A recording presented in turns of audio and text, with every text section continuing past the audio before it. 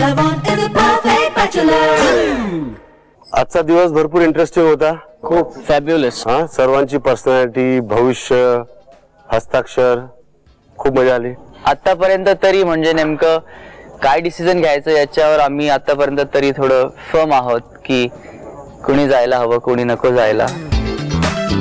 Bhushan firm आहे. तर आपण नॉमिनेशनची प्रक्रिया आता सुरू करूया.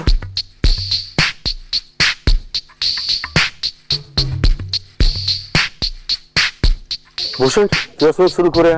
तू फर्म आहेस. एक नाव आणि त्याचं एक व्हॅलिड कारण सांग. मला वाटतं यावेळेस प्रशांत मोहितेने नॉमिनेट व्हावं,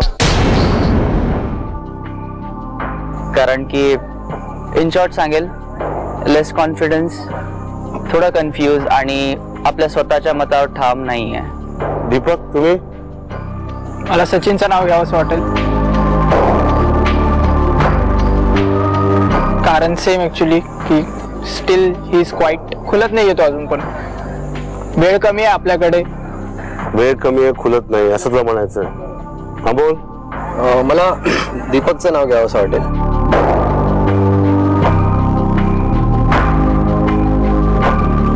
कारण मला असं वाटतं त्यात थोडी फायटिंग स्पिरिट कमी आहे. त्याला गर्दीला बाजूला करायचं आहे, पण गर्दीतून पुढे यायचं नाहीये. दीपकचं नाव तू घेतलंस, ठीक आहे. प्रशांत, तू कोणाला नॉमिनेट करणार आहेस? मला असं वाटतं की दीपकला नॉमिनेट करावं.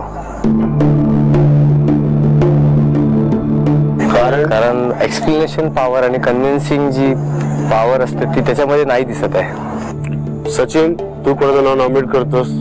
मी आज दीपकचं नाव नॉमिनेट करतोय. कारण मागील भागात पण त्यांनी माझंच नाव नॉमिनेट केलं होतं आणि आज पण केलंय. आणि दुसरी गोष्ट म्हणजे तो काय बोलतो तेच त्याला क्लिअर नसतं.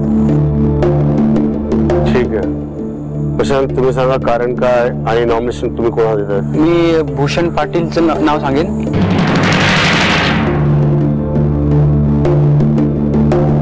कारण मागच्या वेळेला त्याने रिझन दिलं होतं माझ्यासाठी की मी सिनियरचा रिस्पेक्ट करत नाही. ते मला थोडं खटकलं होतं. विपुल, तुमचं नॉमिनेशन आणि कारण? ऍक्च्युली मी प्रशांत मोहितेला नॉमिनेट करेन.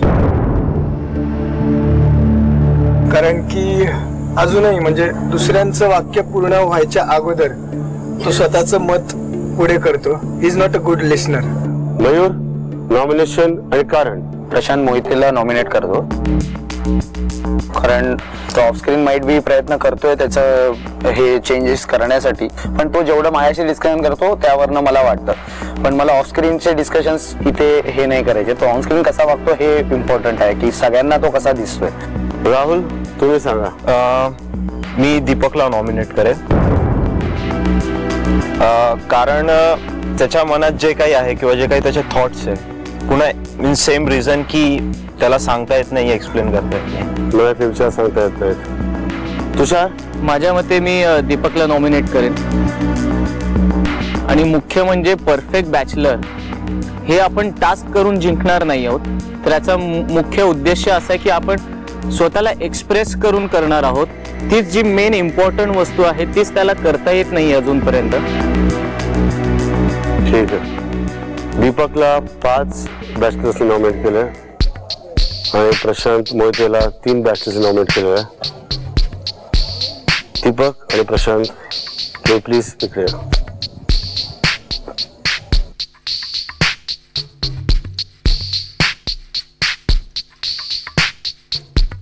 दीपक, काय म्हणायचं तुला?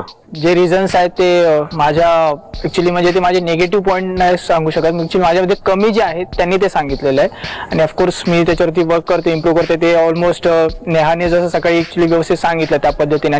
प्रशांत, तुम्हाला काय म्हणायचं? गेल्या वेळा पण मला सेम रिझन दिलं होतं मित्रांनी की मी मध्येच बोलतोय म्हणून, पण त्यानंतर आमचा एवढा काही एकत्र वेळ गेला नाहीये की एकत्र बोलणं वगैरे झालं, तरी पण त्यांनी सेम रिझन देऊन मला नॉमिनेट केलंय. नो प्रॉब्लेम, अजून वेळ आहे. प्रशांत, तू पहिल्या वेळेस सेफ झाला होतास, नंतर 2दा नॉमिनेट झालास, असं का होतं तुला वाटतं? आता इथे सगळेजण जिंकण्यासाठी चालले, त्यामुळे प्रत्येकजण स्वतःला जास्तीत जास्त सेफ करण्याचा प्रयत्न करत, त्यामुळे मी स्वतःला जास्त सेफ करण्यासाठी मध्येच बोललो असेल असं मलाही वाटतंय. No problem. सई, तुला काय वाटतं, तू याला पहिल्यांदा सेफ केलं होतंस? प्रशांत, मला एक सांग, ह्या सगळ्यांनी जे कारण सांगितलंय त्यामुळे तू तिथे उभा आहेस असं तुला वाटतं का अजून दुसरं काही कारण असू शकतं ज्याच्यामुळे तू तिथे उभा आहेस? माझी विचार करण्याची क्षमता थोडी कमी असेल असं मला वाटतं, त्यामुळे बी असेल मी इथे. त्यांनी जे सगळ्यांनी कारण दिलेलं आहे ते तुला पटलेलं आहे? हो, 100% पटलं. 2 नॉमिनेशन आहेत, दीपक आणि प्रशांत. उरलेली 2 नॉमिनेशन मी परत पुढच्या भागात तुमच्याकडनं घेईन मैत्रिणी, तुम्हाला तेवढा जास्त वेळ मिळेल. मागच्या वेळेस एलिमिनेशनच्या आधी प्रशांत वाडेकरला सेफ केलं होतं. अशी पुढच्या भागात कोणी सेफ होऊ शकतो किंवा अनसेफ होऊ शकतो, नेहमीच एक आशा ठेवा मनामध्ये. जितका प्रयत्न होईल तेवढं स्वतःला अजून किती इम्प्रूव्ह करू शकतो आपण हे बघा. Right. Please have a seat. Thank you.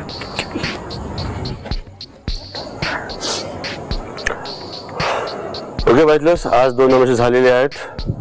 उद्याचा दिवस नवीन दिवस असेल, नवीन टास्क असतील, नवीन परीक्षा असेल, कारण आपण शेवटी शोधणार आहोत एक परफेक्ट बॅचलर्स. उद्या दिवसाच्या अखेर असेल एलिमिनेशन. आता आराम करा, उद्याची तयारी करा प्लीज. Good night.